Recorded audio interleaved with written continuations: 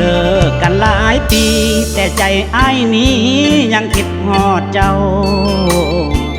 น้ำตาบัวเก่าไหลบ่เศร้ายามเศร้ายามค่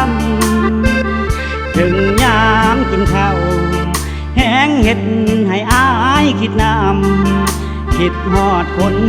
เคยจำเท่าป้อนย้ำอายเมื่อยล้าน้องโทรมาหาบอกว่า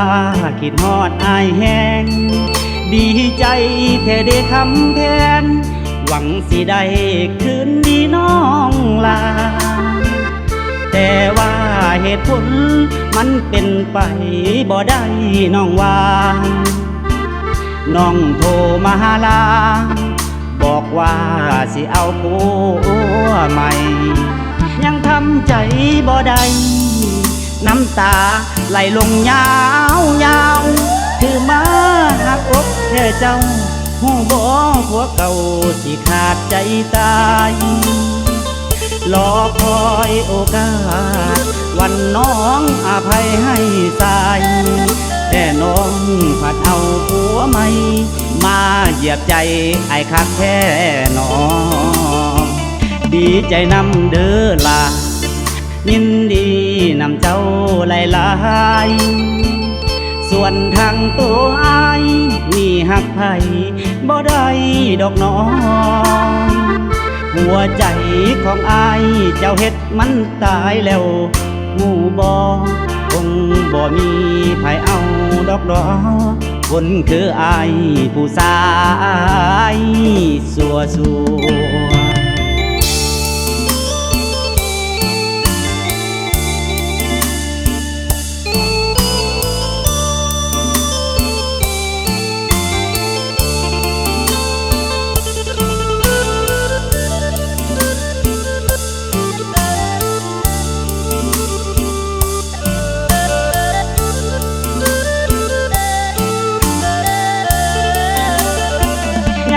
ใจ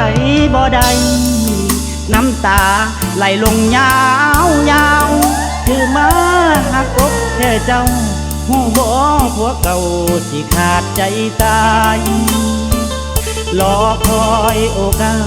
สวันน้องอภัยให้สายแต่น้องผัดเอาผัวใหม่มาเหยียบใจไอ้คักแท้หนอดีใจนำเด้อลายินดี